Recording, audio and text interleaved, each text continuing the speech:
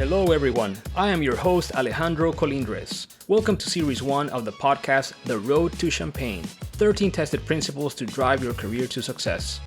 This podcast series will benefit professionals that have room for growth in their career, especially young professionals.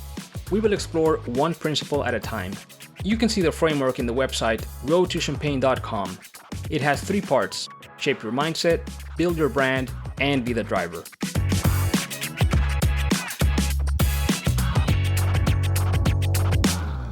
Thanks for joining us. Today we continue with part 1 on how to shape your mindset.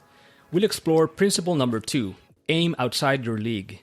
I hope you have downloaded the framework by joining the mailing list and printed it and have it visible. A couple of comments regarding the framework. It gives us a structure to tie all the pieces together and to have these conversations. But life is not as rigid, and each of us will have to focus more on different principles. For example, listener A can be a master of 5 of those principles and not be so good at the others, while listener B is totally the opposite. Exploring each principle will help you identify what principles you need to get better at. As we discussed in episode 1, wanting more is a critical step in this journey. The next step is determining how much more. This is where your aim gets tested. There is a very direct relationship between how high your aspirations are and how spectacular your achievements are. When your goal is just an average 1, no additional energy beyond cruise control is needed. And the sad part is, it leads to an easy achievement that doesn't change your life. When you set an ambitious goal for yourself, you will find more motivation when visualizing that future state, and you will find creative ways of achieving it. In the process, you will grow professionally and/or personally, and you will learn to tap into all of your potential. However, most people do not do this. Why not? Probably because they listen to voices around them that remind them normal is good enough. This could be friends, family, coworkers, or their own head. They want to avoid the sour taste of defeat. Can't blame them, right? It is sour and bitter. They are limited by their current understanding of what is out there because they might only see what's in front of them. And they filter themselves out by believing they are not good enough and don't even knock on the door. But I want you, my audience, to know that aiming high is necessary. When you do it, you are creating the opportunity to take your career and life to another level. If I would not have wanted more and aimed high when I was 17, I would not have applied to an Ivy League school as a kid in a Central American high school, because honestly my grades were good but not stellar. Aiming high does not work all the time. Failure is part of the journey. Just accept it is a possible outcome, but that should not stop you from aiming high. Yes, have a plan B that is more realistic, but it should only come into play after exhausting all possibilities of achieving plan A. To help me dive into this topic, I am very excited to be joined by Dr. Alex Frano. Dr. Frano is an assistant professor of physics at University of California, San Diego, and assistant director of a massive research collaboration funded by the U.S. Department of Energy. He obtained his PhD and master's degree at the prestigious Max Planck Institute in Germany. He spent several years at University of California, Berkeley, doing a postdoc, where he received the University of California Presidential Postdoctoral Fellowship, the most prestigious fellowship given by such university. He is also the author and co-author of many scientific papers in his field. He is someone who wanted more and aimed high. I also want you guys to know these principles apply to all fields, not just business. Dr. Frano, welcome to the Road to Champagne podcast. I am very happy to have you here today. How are you? I'm doing good. It's a pleasure to be here. Dr. Frano, so you heard my brief explanation of why aiming high is critical. And I think you have experienced the power of this principle. So my first question to you is, how has this principle played out in your life? It's safe to say that the principle has shaped my life in its entirety, in the sense that if you compare where I am now, academically, career-wise, professionally, with where I thought I could be or what my dreams were, it is basically an infinite ratio there. Because for me, at some point, aiming high was everything I could do, and the only thing I could do if I wanted to ever pursue a career in physics, which is what I do now.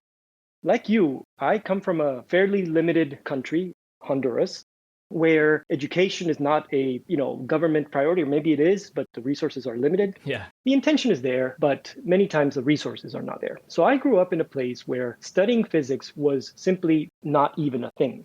And so the concept of aiming high for me was to become a physicist. That was my dream. Yeah.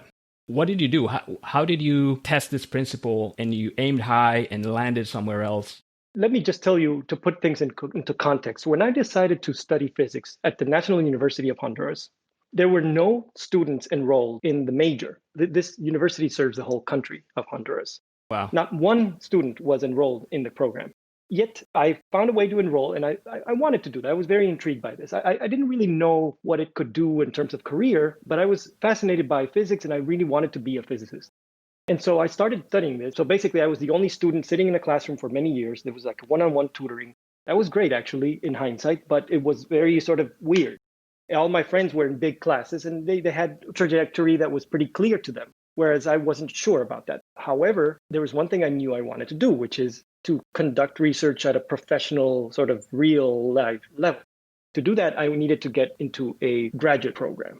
And not just any graduate school, it had to be something prestigious and opening of opportunities. Yeah. I decided to pursue a graduate program at the Max Planck Institute in Germany, massively resourced and financed operation where I could see the whole span of trajectories in front of me of what I could pursue as research. How did your mind go to that aspiration? Did somebody tell you about it? Did somebody influence you? Did you come up with it, on your own? How did that happen? A little bit of everything. I do thank my parents, especially my father. He was always suggesting that there's better things out there that you can try and you can go out and get. Great. It wasn't clear what that meant even for him, but at least the seed was planted of there's more out there, right? Because he's not a physicist, he's not an academic.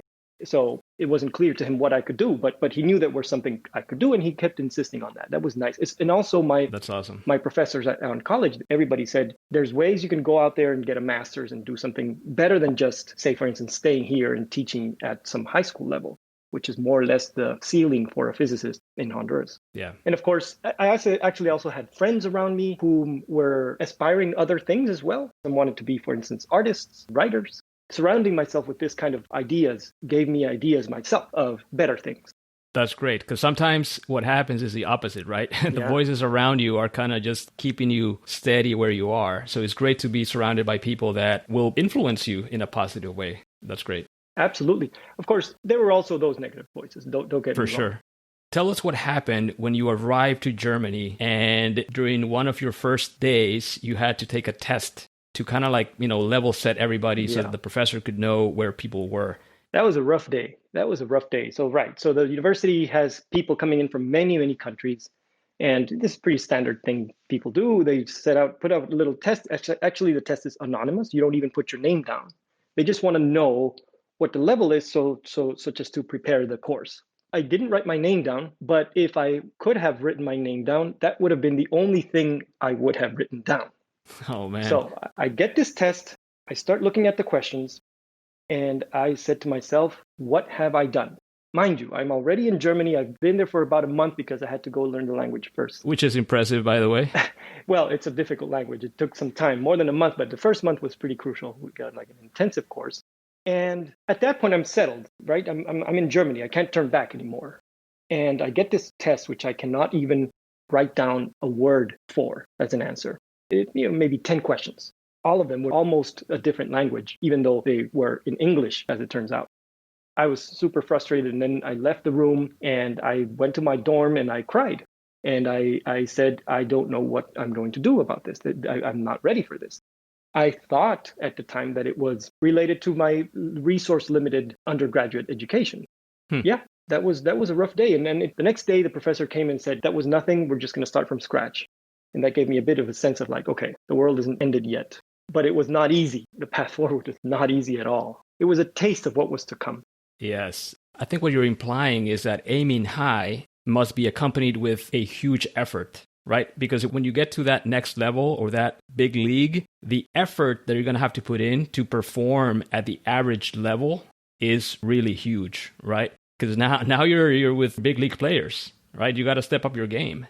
Yeah. I told your story in one of the chapters in my book, and you basically said that for the next 2 years, you had your head in the books, a lot of sacrifices, catching up and making sure that you were going to perform at the level that you were expected to perform. Absolutely. Exactly right. And the effort also came with, at least in my case, a little bit of pain. It is ideal for me that I like physics. I find it extremely fascinating, which means that when I work hard on it, it's, at least something I like. Yes. both effort and sacrifice are things that come with having goals that are beyond what you normally can achieve. So one thing that I like about your story also, Dr. Frano, is that you left your country hoping for more, aiming for the big leagues with that huge dream and just a little bit of money in your pocket, right, that you were able to save. What I want the audience to know is that sometimes you don't need to have a huge bank account to be able to pursue your dreams. Sometimes you need just some pocket change and more drive and hunger to be able to get to where you want to get, right? Absolutely. If you want something, there's always a way. Of course, sometimes the way requires money. Then you figure it out. You save up some money or you get a loan. I actually got a little loan for the master's as well. In addition, sometimes you need to find alternative routes. And I'll tell you an example. One of the reasons I was very interested in going to Germany is because their educational system is essentially funded by the government. So matters like tuition and even room and board are heavily subsidized to a point where even when you pay it off, it is affordable, at least more affordable than the United States and North America.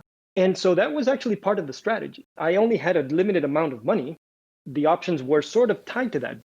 Once you finish your master's and your PhD in Germany, you came to the United States. I'd find it fascinating that at one point, a mentor had to help you reset your aim back up because it started to drop. Tell us that story. How has it impacted the way you aim? I was finishing what is called a postdoc in an academic career. After you get your PhD, there's a time period between that point and the point where you become a professor, or at least a tenure track professor, which is called a postdoc. So you're already earning a salary, you're okay. You're not a student anymore, but you're still not employed by a long-term contract university. So I'm doing this postdoc in the University of California, Berkeley. Yeah. So I had an advisor. This man used to be a very powerful person at the University of California, Berkeley. He was supposed to write letters of recommendation for me.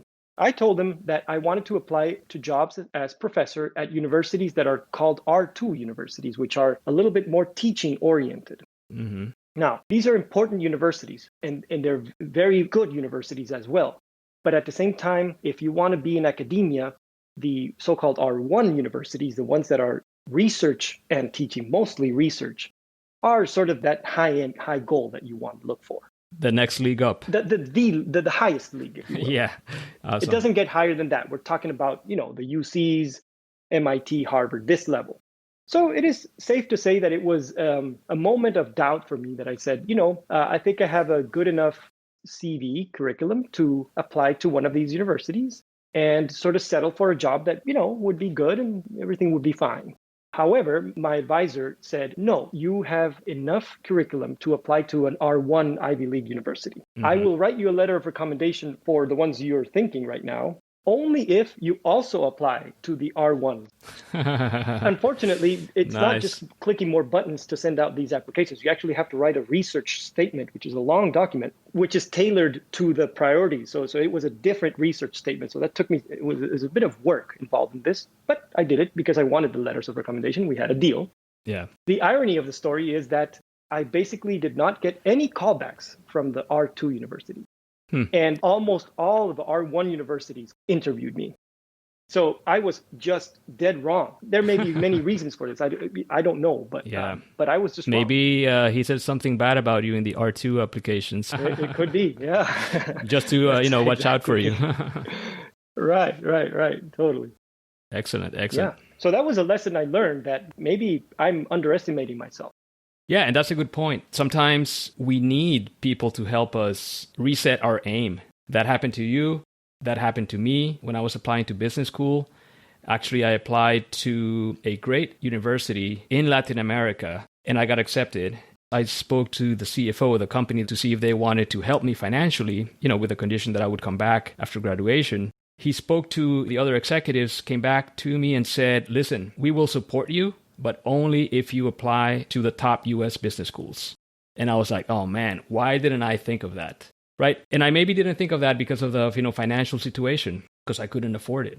But now that I had these guys backing me up, there was another set of options. And I was like, okay, I got to set my aim high. So it happens. Sometimes you need somebody. Thank God for people that are there to help you reset that aim and tell you, no, man, you gotta aim higher. Absolutely. So many young professionals in different fields tend to aim for realistic targets, maybe including some of your students or some of our listeners. What is some practical advice that you would give them so that they can start practicing aiming higher? First thing I try to tell them, which is something I myself try to tell myself, is to keep your confidence, believe in yourself. Sounds cliche, but I do it by virtue of showing to them what it is that they are doing right and what it is that their strengths are. That, of course, gives anyone confidence, and then people tend to react better like that. And that, of course, also plays myself. When I have moments like that, I say to myself what it is that I remind myself what it is that I know I can do well and what it is that I actually know I can't do well. I also say best laid plans are ones in which you have your end goal, which is something very ambitious, way beyond what you call normal or ordinary. But if you can somehow elaborate a plan in which along the way, you'll be getting smaller results that will keep you going. Plan involves steps along the way that will keep your confidence at least high enough, positive enough that you can continue along that path despite, let's say, the usual frustrations. Great. Now, what are some of the most interesting experiences that you've had that have made you wonder, wow, I would have never imagined I would do this had I aimed for the normal outcomes? Oh, gosh. Maybe some of the exciting research that you're working on, or I'd say everything of my life right now can be put in that category. So I'll start with, some cool things. I conduct research at what's called a large-scale facility, which is this massive institution. For example, there's one on the hills of Berkeley. They actually have this unbelievable view of the whole bay. You have a lab there, which is funded by the Department of Energy. It's a big building, and there's a particle accelerator. I don't want to get too technical here. There's a little electron accelerator, and that produces a very specific kind of light. We use this light to investigate materials. What's incredible about this is the massive scale of this operation. There's, maybe up to 1,000 people working there so that I can do an experiment. And that just feels unbelievable to have this enormous resource for me, for my experiment, which I conceived, I proposed that there's a process, you have to write a proposal and what have you. The people that can do this in the world are a handful of people that are, equipped to do this. Phenomenal. It's just incredible. I mean, these kinds of things were just impossible back when I started. Tremendous. That's very exciting. So have you ever aimed very high, hoping you would hit the target, only to fail? What happened? Many times, for sure. Many times. I'll tell you one that you might find interesting. I wanted to work at McKinsey. Really? And I had nobody around me tell me, no, you could probably end up getting a job at McKinsey. I should have talked to you back then. Yeah. In fact, the people I had around me didn't quite understand I didn't know anybody that worked in there. I had more sort of science-oriented physicists around me, and they had no idea. So nobody could really tell me, yeah, realistically, you could land there. But I did try. I sent out applications, and I don't know what happens when these applications go into the McKinsey inbox of applications, but nothing came back. Yeah. I'm sure they get a whole bunch of these. That happens to all of us. Right. I tried many consulting companies. The smaller ones, as you can imagine, did kind of respond a little bit sometimes, but nothing really happened. It didn't really gel. And I was actually kind of bummed by this. See, the thing about physics is that it is sort of a door opener. So you can have many different trajectories, all of which are amazing in their own way. Yeah. And I ended up doing pure fundamental academic research, but that's not the only thing I could do. And that's not the only thing I would enjoy doing.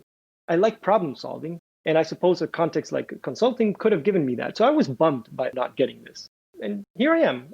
Yeah. And I think the lesson there for our audience is that sometimes you're going to aim high and you're not going to get it. And you just need to dust off and try again or try something else. But don't start just lowering your aim. Figure out that's right. Where else can you shoot or aim that is high. And like I said earlier, okay, at some point you might have to have a plan B, right? You get dinged from all the top schools you're applying. Okay, maybe you wait another year and try it again, but eventually you're going to have to, maybe lower your aim a little bit, right? That is right. If you go to a plan B, a different version of your goal, it doesn't have to be lower in sort of ambition level. You can try something, it didn't work. You can try another extremely ambitious thing right after, especially if you understand what went wrong and what you could do better, then you can reshape that towards your next ambitious goal. Yes. So Dr. Frano, I'm going to let you ask me a question. All right, cool. Let me ask you this. How do you ensure that when you aim high, you maintain a good chance of succeeding?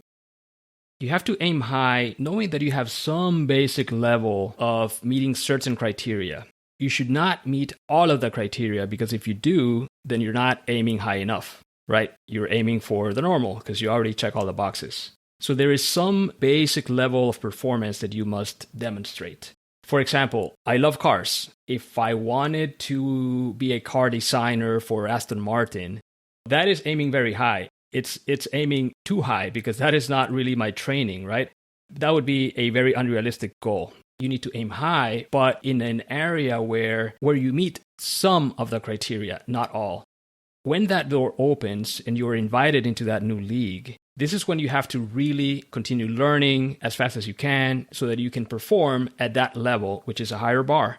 Kind of like what you were mentioning when you went to Max Planck Institute, and it was a different ballgame, and you had to spend a lot of hours for a couple of years just studying.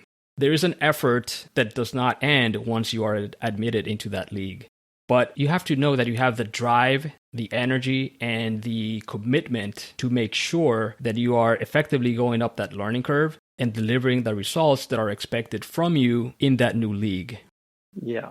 So each of our audience members is on their journey to success, trying to get to their champagne, that professional stage we desire and work towards. What is the main thing you want our audience to remember when they think about why they should aim outside their league? When you aim outside your league, obviously the best case scenario is what you are looking for. But even if you fail at that, you learn more from a very ambitious goal than you do if your goals are less ambitious, more normal. The failures and the stumblings teach you more so that you can rehash your plan and eventually get there. At the end of the day, the concept of aiming high to me is a learning process as well as an end result. It teaches you more even when you don't get there. I agree. I think it is a win-win scenario. So if you achieve your goal, you win. If you fail, you also win because you learn some things along the way that are going to prepare you for your next attempt at something similar, something equally big, but maybe a little bit different, or maybe trying the same thing again, right? So you're going to learn. You're going to be better prepared. So I think it is win-win from that perspective. It is. Dr. Alex Frano, thank you so much for joining me today in exploring this powerful principle. It was really fun learning more about your road to success, especially because you made me proud as your older cousin. Thank you, Alejandro, and thanks everyone for listening. And I hope you find your path and aim high doing it. Yes. So remember, everybody, you must take action to start unlocking the power of this principle in your life. Do not limit yourself or say no to your aspirations. Let others try to do that.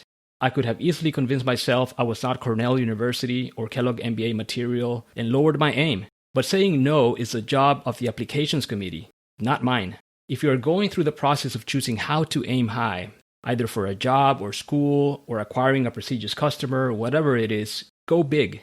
Have a plan B, but first exhaust the possibilities of plan A materializing. And if people around you are in that position, encourage them to aim high. Sometimes that is all one needs, someone believing in you and stating it. Let's meet again in episode 3, where we will explore the next step in shaping your mindset. Always be WIP. That is, work in progress, always learning. I have another awesome guest lined up for you. Thank you for joining me in this episode. I hope you are inspired by this principle. So cheers to your success on your road to champagne.